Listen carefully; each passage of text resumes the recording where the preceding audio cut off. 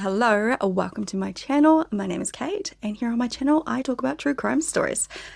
Please remember to show your support by liking this video, subscribing to my channel, and hitting the notification bell so that you never miss out on any of my future videos. Thank you so much for being here with me today. Make sure to get cozy and let's dive into another story. Maybe grab a snack, maybe just one snack. Snacks are good. Okay, so today's story, it's not really a true crime story, but more a story of a woman that I once considered to be a wee bit of an idiot, a bit of an, yeah. But after watching the Netflix documentary, I have changed my opinion and I've decided to make a video, and I did some research. So today I'm going to be doing a story on Anna Nicole Smith's life and maybe change some people's minds who feel the same as I used to about her. And with that, let's jump into today's story. Okay, so Anna Nicole, she was adored by millions but loved by few. That's what they said about Anna Nicole Smith when she passed away. But I believe there was more to this woman than meets the eye. Yes, she portrayed herself as, a bit of a blonde bimbo. I'm allowed to say that because I'm naturally blonde. But you know what? I don't think she was an idiot. I think there was more to her. So from watching many interviews with her and the Netflix documentary, I have made my own assumption on Anna Nicole Smith. I believe that she was a businesswoman and knew exactly what she was doing and what she was saying when she had those OMG moments, those moments that make people go, oh my God, or like cringe and, oh, why is she doing that? That kind of situation. She herself has said that she made more money when she said or did something stupid or negative than she did when she, made positive decisions. She knew what she was doing. One example was when she was on stage at the American Music Awards in 2004. Do you guys remember that? I was 16 at the time. I remember it vividly. I think she was giving an award to Kanye. She got up on the stage, she was stumbling, and she was clearly drunk or on something. Everyone was like, oh my God. People were so angry as well that she was allowed on stage like that. But the thing is, she wasn't like that before she went on stage. She planned this whole thing. Anna knew that if she did something outrageous, she would make more money. So before she went up onto stage, she was completely sober. Well, I'm not going to say completely. She may have had a few, but she was just talking to her boyfriend and her bodyguard. She told them, I'm going to do something. Watch this. That's when she went up onto the stage and shocked the world with her drunken antics. Except she wasn't drunk. Anna Nicole Smith.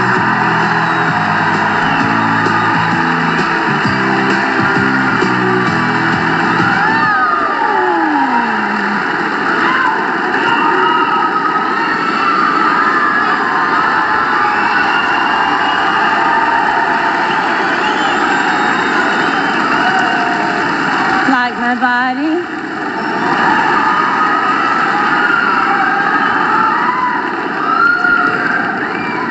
I was honored to be on our next performer's new video. And if I ever record an album, I want this guy to produce make me beautiful duets. Cause he's freaking genius! And it worked. People gave her a shit ton of attention after that. She knew that bad publicity was better than no publicity. Okay, so let's start from the beginning. Anna Nicole Smith, she was born on November the 28th, 1967 in Houston, Texas, and her parents were Virgie and Donald Hogan. They called her Vickie Lynn Hogan. So when Anna was a baby, her mum actually kicked her dad out because he had done something really horrific that she couldn't have him around the house anymore. This monster had chased down and R-worded Anna Nicole Smith's 10-year-old auntie. That's right. Donald was arrested and he was charged for these horrific crimes, and he pled guilty. Thing is, he only served 6 months in jail, which really, really angers me. I mean, look what he's done. It's this child. This essay would have destroyed that poor little girl in so many ways, and the thought of her having to carry that memory throughout her childhood and her life is just bloody heartbreaking. This is the sort of thing that destroys a child's innocence and creates major trust issues. How can a justice system just let her down so badly? It's disgusting. So 6 months, a joke, an absolute joke. Donald, he got out of prison and he decided he was going to start a new family. That's right. This guy was allowed to have more kids. Anna has 5 half-siblings from her dad. Also, Anna's half-sister, Donna, said that her dad was really violent. He was an alcoholic, and he abused all of the women in his life, including her. The good thing is, this monster is dead. He died in 2009. So growing up, Anna didn't know her dad, and she often had a go at her mum because of this. She didn't know the full extent of his crimes until much later, so she thought that her mum was just being mean and keeping her from her father. Anna had this vision in her mind of a wonderful man who wanted to be her dad, but wasn't allowed because her mum was stopping him for whatever reason. It is said that she idolized her dad in her head, and she fully believed that he was thinking of her as much as she was thinking of him. Maybe, I don't know, I don't think so. Anna later said that her mum was abusive and that she was essayed as a child. The thing is, her mum was actually quite a good mum, and she loved her kids and was always there when Anna needed her. Like when she got herself into trouble, her mum would basically bail her out. One of Anna's friends said that there were times when they probably should have been arrested, but Anna's mum would, swoop on in and rescue them. Her mum was actually in law enforcement, and they weren't poor like Anna described later on in life, because Anna used to say that, she had this horrific childhood, rah. But do you see what she was doing? She knew, make her life look terrible so she gets more money.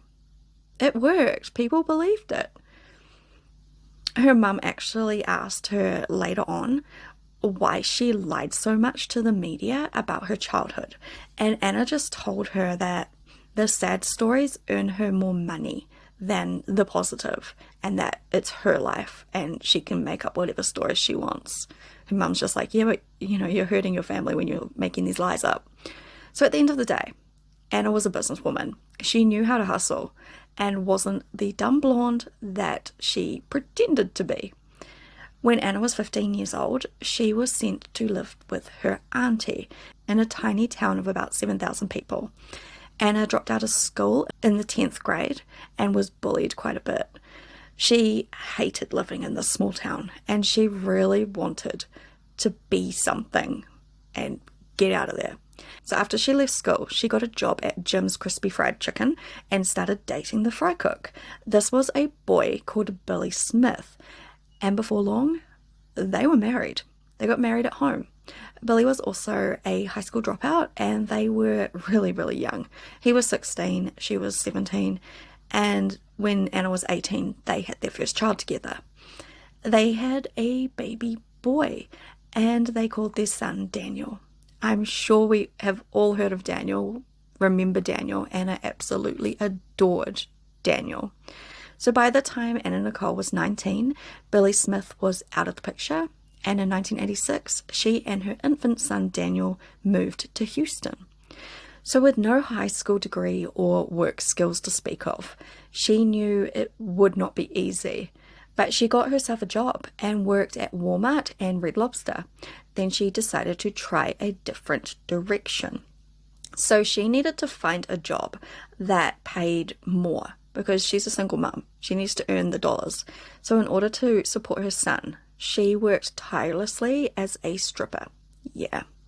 And she gained quite the recognition for her performances. Apparently at first she had no idea what she was doing, but she got better at it, and eventually she started to make a decent income. You gotta do what you gotta do, right? She also began undergoing a series of breast augmentation surgeries to enhance her physical appearance. Then in 1991, 86-year-old J. Howard Marshall II, a billionaire who amassed his wealth through investments in Koch Industries, visited the club where Anna was working. He had recently lost his wife and he was feeling really lonely and really sad, so he went to a strip club. You know, they would cheer you up. Anna, noticing that he was quite upset, she approaches him. She's all, bubbly and happy, and at his request, she performed a dance for him. He got this little twinkle in his eye when she talked to him, and he seemed very smitten. Anna later told a friend of hers that he was really, really funny and that he was a brilliant man. This marked the beginning of their relationship. So a lot of people back then looked at their relationship as creepy or thought that she was, a gold digger.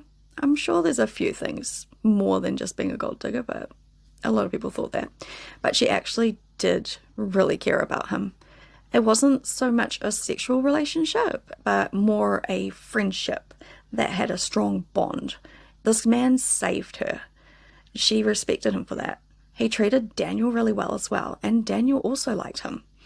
He took care of Anna and Daniel. This man, he rescued them, like I said.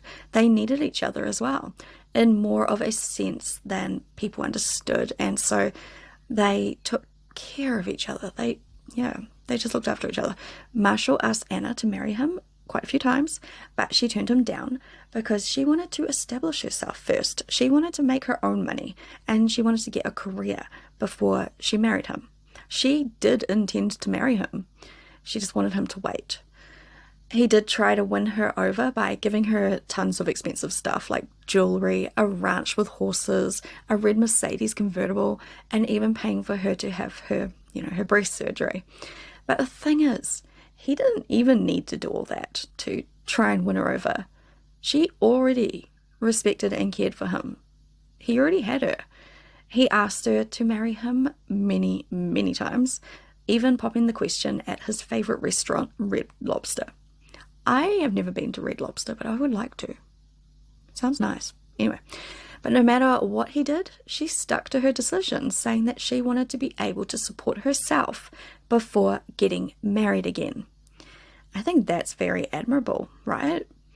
Then a friend of hers sent pictures of her into Playboy. We all know what Playboy is, right? Yeah. And around 1992, she got offered a job. That's right. Apparently it was like a big deal to get offered a job by Playboy. Anna's rise to international recognition began with her appearances in Guess jeans ads and later as Playmate of the Year in 1993. She then expanded her career to include modeling abroad and signing with the prestigious William Morris Talent Agency. So she's starting to make a name for herself. In addition to her successful modeling career, she made her mark in the film industry with roles in Hudsucker Proxy and Naked Gun. She also portrayed a CIA double agent in the 1995 film To the Limit and appeared in Skyscraper in 1996. She did quite a few things, right? Also at the time, Anna's implants, they were causing her quite a lot of back pain because, your back's not strong enough to support something that size, and they were freaking huge. And as a result, her doctors started to give her medications to help with the pain. It's so easy to get addicted to painkillers, honestly. In addition, she was also taking prescription medications to manage her migraines and her insomnia. She sounds like me right now. My insomnia is crazy. Oh, horrible. And migraines. Ugh. In 1994, Anna finally said yes, and she married Marshall. At their wedding, her son was the ring bearer, and Marshall expressed his wish to adopt him. Their relationship was based on love and friendship. They were very affectionate towards each other and enjoyed spending time together. Yes, there was a 63-year age difference, and their marriage was often joked about in popular culture, but they didn't seem to care. She made it really clear that their relationship was not sexual, but more of a deep love and friendship. She always said that this man saved her and Daniel, and that's why they had this connection. Sadly though, Marshall got really sick after 6 months of marriage. He was also dealing with a lot of drama from his son. His son was freezing his assets and making life super difficult for him and Anna. Anna actually rushed to be by his side when she was filming because he was really, really unwell. This man, he didn't have long. Anna deeply loved Marshall and was grateful to him for rescuing her and her son from a difficult life and providing them with love and support. Marshall, he was really, really sick and he had to go back to the hospital. His condition, it was getting worse, and his son Pierce was given the legal right to make decisions for him. And Marshall's caregiver, Betty Morgan, was made his official guardian. So Anna was pushed to the side. Imagine how that would feel. Horrible, right? So after that, Anna was only allowed to visit her husband for 30 minutes at a time, and not very often. It was basically when they said it was okay. His family said it was the doctors who, made this rule, but I don't believe that. And she felt really upset by it. She just wanted to spend time with her husband, while he was still around. They also cut Anna off financially. So then in 95, Anna received the heartbreaking news that her husband had passed away. She was deeply affected by his death and couldn't hold back her tears. She was a mess. This is honestly, if you really look, this is when it all turns to shite. Coping with the loss was extremely difficult for her, especially because Marshall had known her before she became famous. He was there in the beginning. Anna wanted people to know that she wasn't with him for his wealth and that she could have married him much earlier if that was her intention. But instead, she focused on building her own success before entering into a marriage with him. She was trying to prove herself to people, but honestly, who gives a damn, girl? Just do what you gotta do. After Marshall's death, there were a lot of arguments and legal battles between Anna and Marshall's son. Also, they couldn't agree on what to do with his remains. So eventually they ended up dividing his ashes and holding separate funerals. Anna didn't get anything from his will, so she sued his son in Texas to get a share of his estate. It was a really tough time for her and things weren't going well in her career. She's dealing with this emotion of just losing her husband and she's not able to work properly. She was feeling stuck and she was trying to figure out what to do next. At this time, she was also getting treatment for substance abuse.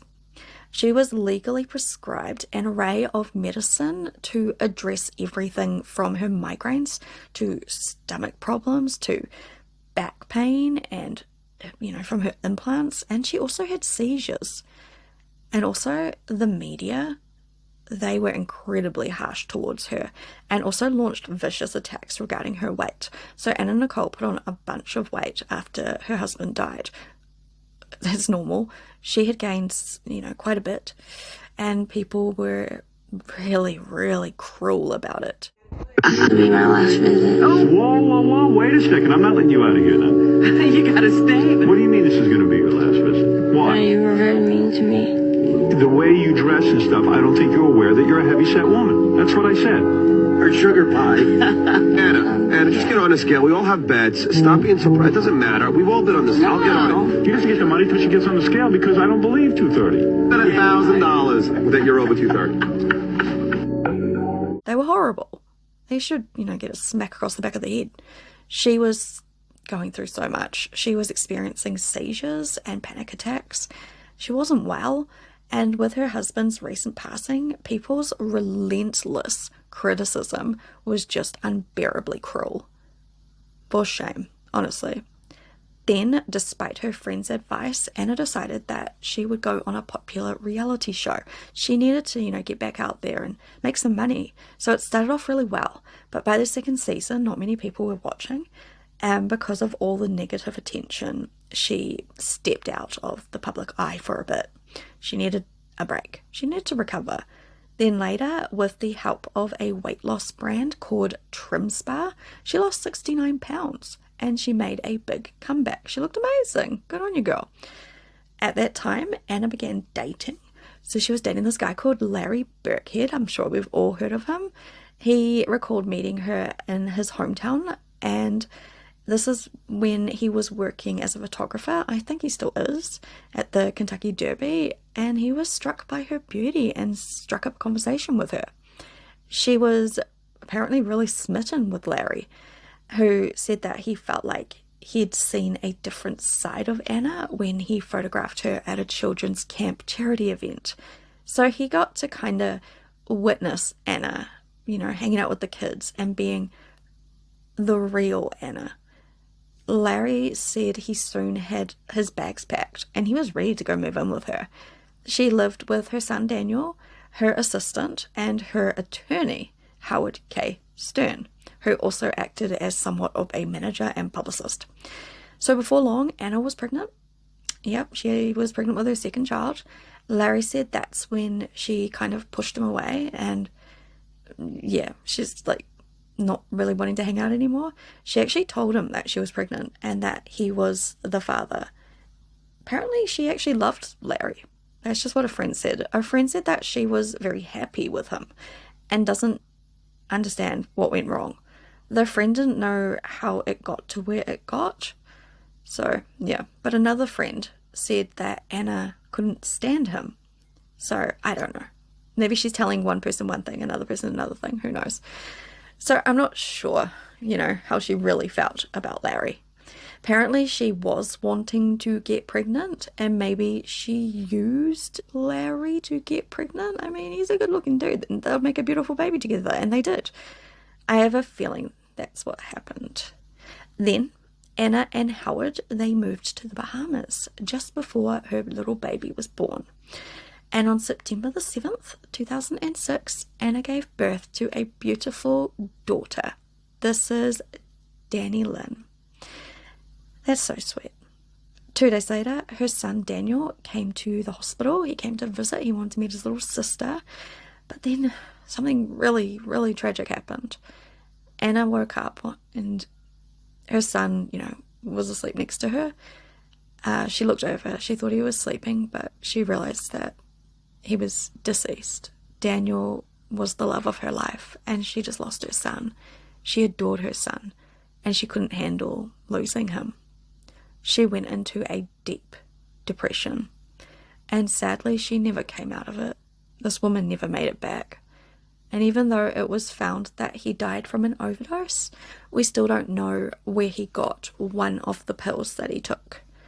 Daniel was prescribed Lexapro, and he was also taking Zoloft because he was nervous about flying. So when he flew over to see his sister, he took a pill. Anna had been taking methadone for a long time, but we're not sure if he took some of it, without her knowing. Having the beauty of, just giving birth to a beautiful baby girl, and then the loss of her son in the same room, she just started to emotionally and mentally cave in. There was no coming back from this. It's heartbreaking. While in the Bahamas, Anna met a local couple. This was Bridget Nevin and King Eric Gibson, and found some peace going out onto the boat.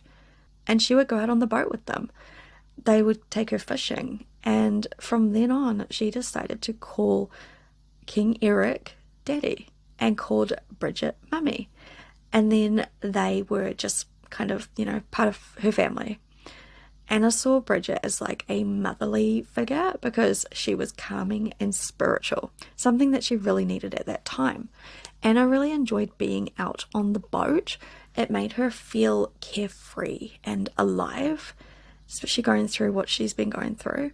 She loved it so much that she even thought that, I might buy myself a boat. She found one in Florida and she went there with Howard and some, of their friends to pick it up.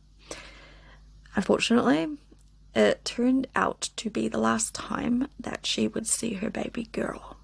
So she left with her little baby back in the Bahamas to go get this boat. She was coming back.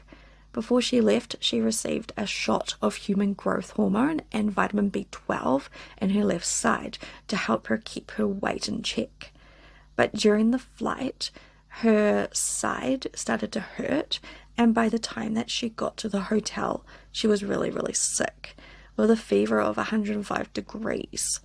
And despite being advised to go to the hospital, she didn't want to because she was afraid that, the media would show up and make a massive deal about it because they were horrible to her at this stage. They're like looking over the fence at this woman grieving her son.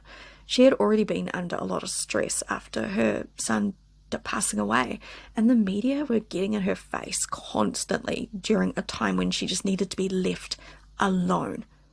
She didn't want the attention in that moment. And in the following days, she felt really, really unwell, and she had a noticeable infection. By February the 8th, 2007, she was so weak that she needed somebody to help her to the bathroom. She couldn't do things on her own. So Howard, he actually left to go get the boat that Anna wanted to buy. Meanwhile, a friend of Anna's noticed that something was quite wrong. She just seemed off. Anna looked like she was sleeping, but it turned out that she wasn't breathing. Her friend asked the wife of Anna's bodyguard to call 911, but instead she called her husband, who then called Howard. So while all this was happening, the bodyguard's wife tried to help Anna by performing CPR. After some time, Maurice arrived and called 911 for help. This is the bodyguard. But it took a while for help to arrive. Apparently, Anna really adored her bodyguard. So when the medical team got there, they tried to help Anna. Maurice, he also cared a lot about Anna, and he was beside himself. He was shouting and he was pleading with her to come back, especially for the sake of her brand new baby girl. But despite everyone's efforts, she wasn't coming back. Anna was taken to the hospital and the doctors there declared her dead. Even after she passed away though, there was still a lot of drama surrounding her. People couldn't agree on where she should be buried, which I find weird because it's pretty obvious, and it turned into a big legal thing. But finally, the judge decided that she will be laid to rest in the Bahamas next to her son, which is where she would want to have been. Meanwhile, there was an ongoing legal battle over who fathered Anna Nicole Smith's daughter. It was a big thing. Howard Stern said that he and Anna had a relationship and he was the father. But Anna's ex-boyfriend, Mark Hatton, who claimed he'd given her frozen sperm, said he's the father. Then this dude pops up called Prince Frederick von Anhalt, and he claimed that he was the father. So a bunch of people were like, I'm the dad, no, I'm the dad, no, I'm the dad. Eventually, Larry, remember Larry Burkhead, his legal team was able to get a sample of the baby's DNA, and it came back that Larry was the father. Larry mentioned that he picked up Danny Lynn after court that day, and he said that she was happy and that she was smiling. He also shared that Howard Stern helped him a lot. Howard helped him learn how to, change her nappies, how to feed her, do everything, because he'd never done it all before. Larry expressed his gratitude for Howard's ongoing support, saying it feels like the same loyalty that Howard had for Anna has now extended to both him and Danny Lynn. That's pretty amazing, right? We didn't see that. Anna Nicole Smith, she was a woman who came from a small town in Texas. She became famous as a model, an actress, and a Playboy bunny. Her life was full of excitement, and she actually inspired quite a few people. Even now, people are still fascinated by her, and will be for a long time, because people want to know, who was the real Anna Nicole Smith? I used to think that she was a bit of a ditz, but after researching, I must admit that I feel totally different about Anna Nicole Smith. I believe there was more to her than we saw. She was a businesswoman, and she knew how to hustle. She wasn't an idiot. She was smart. And that brings us to the end of today's story, something a bit different for me, I know. Feel free to share your thoughts in the comment section below, and please don't forget to hit the like button, turn on the notifications button, and subscribe to my channel for more of my videos. Also, if you are listening via my podcast and you would like to see the video, you can find me on YouTube. My name on YouTube is Kate Sharon True Crime. Danny Lynn, yes, she's grown up to be such a beautiful girl. She looks so much like her mum. Like, honestly, she looks so much like her mum. She's got an amazing relationship with her dad, Larry, and I just felt like quite, warm knowing that she grew up happy and loved and supported.